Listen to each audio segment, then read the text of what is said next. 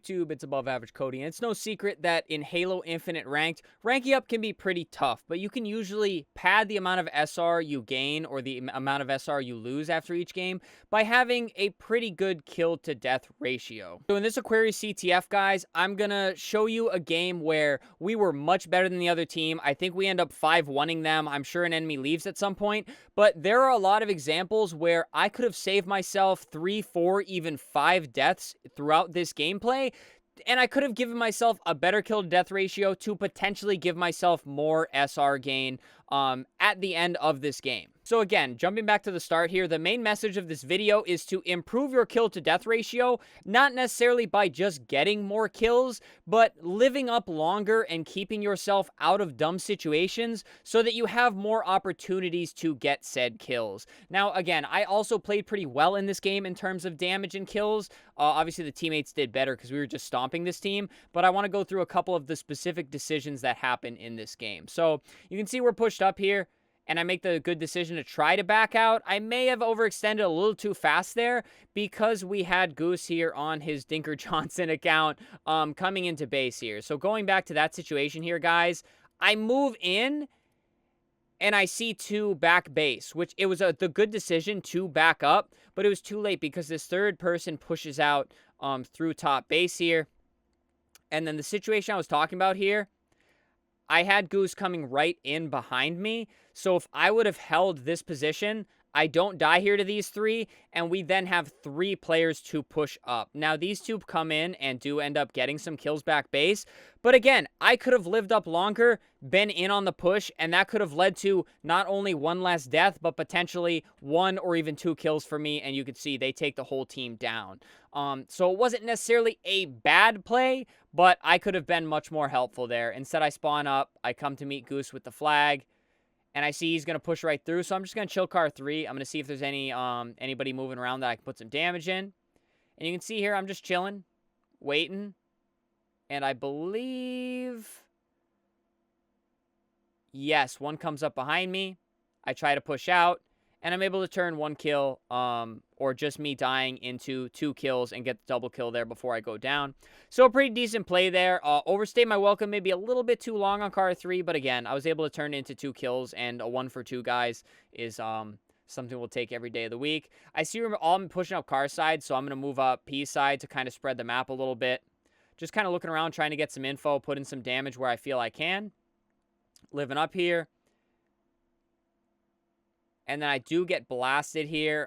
This is just a situation of, and this is a bad habit I'm working on breaking. I've been a lot better about it. But just staring at one angle a little too long. I'm looking down towards Yellow Fridge a little bit too long there. I should have checked top mid somewhere because obviously we didn't really know where they were, so they could have been easily climbing to the jump up there. Here's some good damage there.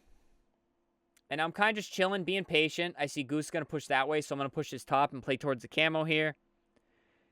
And I do get back smacked there. Do not hear anything. Again, got to check all of the angles, all of the corners before just assuming it's safe. Pretty much just a dumb death there. So spawning up again here. Making sure util's clear. You can see I'm carefully checking corners now. Camo pushes in bottom util. Should have played that doorway a little bit better. I probably could have jiggle peeked that and played back towards the base a little bit more to play towards the team, but unfortunate there that they double pushed because I did almost have that kill on connector. Now spawning up awkwardly, I'm going to see what I can do for the flag. Now I choose to overextend here, and this is just a terrible decision. This is one of those terrible lives where I do nothing to help the team, guys, and I want to walk you through it here.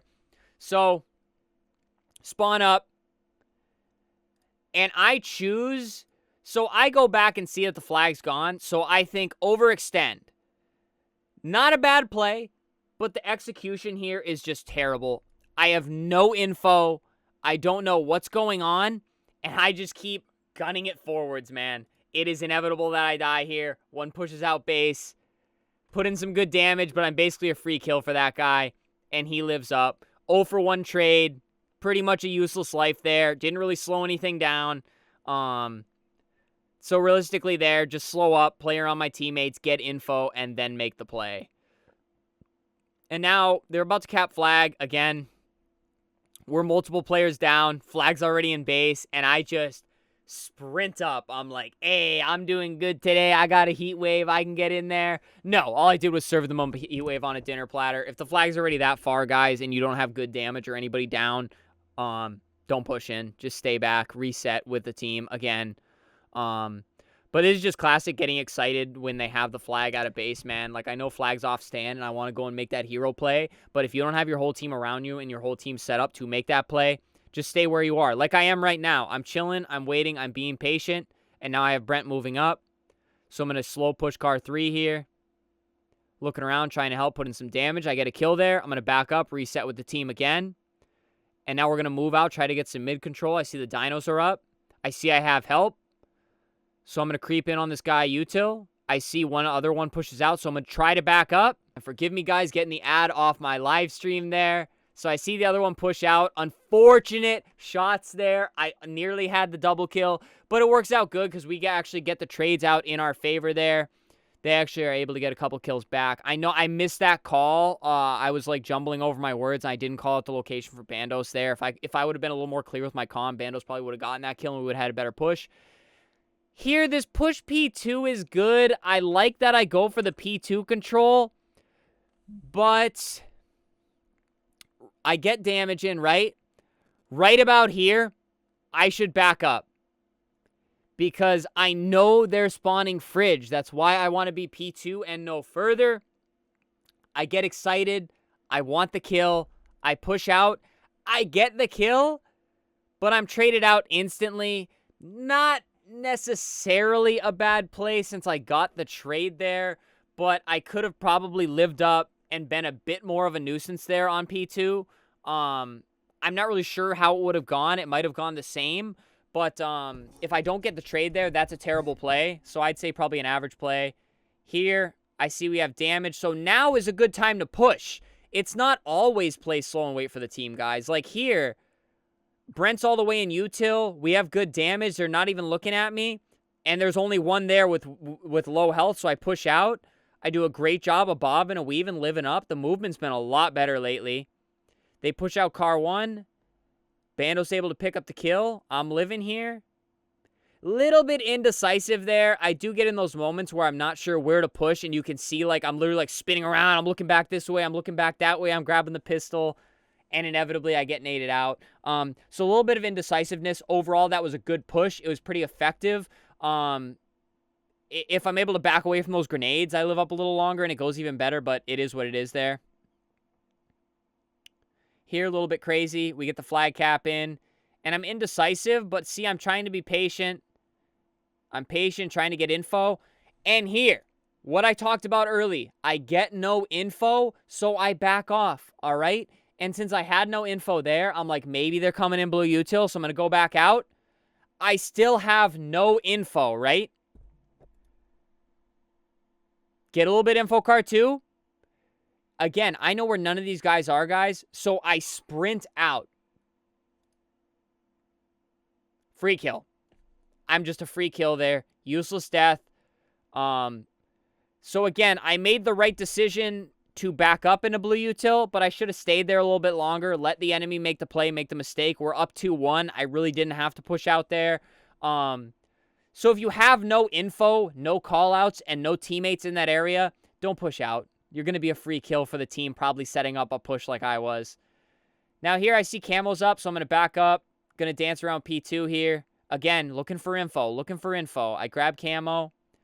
Getting shot from P2, so I drop down instantly. Got that Heatwave camo combo. I don't remember what I'm able to do with it here. Try to conserve some Heatwave ammo there. Brent's able to pick up the kill, so that's fine. Again, you don't always have to push those one-shots. I'm going to push through court. I'm going to take their cubby jump up here. And again, just playing around. He's going to pull the flag, so I'm going to chill and see if I can pick up some kills. And this is actually where a teammate enemy leaves.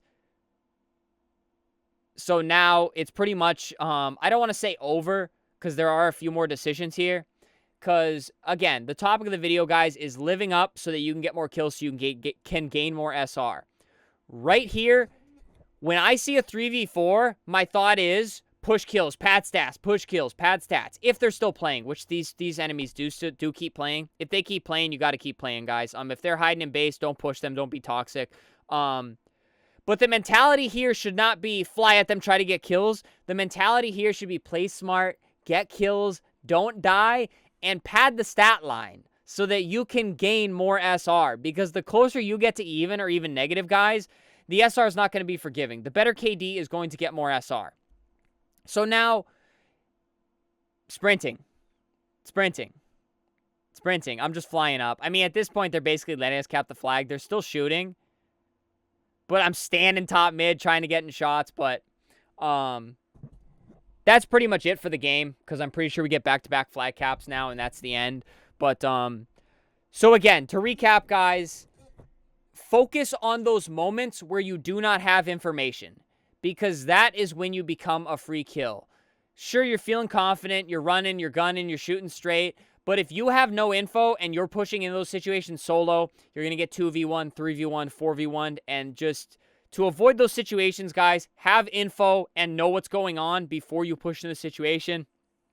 And then second, 3v4 is pretty common with enemies leaving when they're down. If you get in this situation, guys, focus the kill to death. Do not give that 3-stack a free kill. Be the hardest kill to get on the map. Focus the objective. Focus the kills if the enemy's still playing, and just pad that stat line, because again, that is how you are going to get the most SR gain in the wins and less SR loss in the losses. The stat line here, I went negative, guys. You guys would not have known I went negative if you saw how this game played out. And that's why I want to say, focus the deaths sometimes more than the kills in the games you're winning, because I probably could have just as easily been 11-6 as I was 11-12. But in reality, if I cut out 6 deaths here, I'm alive a whole extra minute. 10-second respawn time, guys. That's a whole minute of time. I can put in damage, I can get kills, and this stat line would have looked a lot better here. So I did get +9 for this one. Being all the way down in D3 in these Onyx lobbies, which it was an Onyx skill rating, I believe, because 1,500, 1,700. Say what you will about the MMR in the lobby, but easily could have probably gotten 10, 11, even 12 SR, guys. So if you're in the easy wins, guys, focus the stat line. Don't focus pushing and getting kills, because that's how you give them free kills and hurting your own stat line, which hurts your SR gains and losses. Alrighty, guys. Now I'm a broken record here. Subscribe to the channel. Upload every single day. Stream 5 days a week. The vibes have been immaculate. We're 200 subs away from 5K, so hit that sub button, guys. Leave a like on the video. Leave a comment.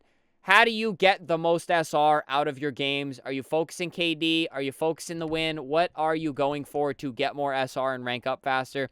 Then finally, guys, channel membership, super thanks if you'd like to support monetarily. Helps me out ever so much as a creator, but please do not feel like you have to. But alrighty, guys, this video is long enough. I want it to be like a fraction of the time it was, so stay happy, stay healthy, and stay tuned for the next one.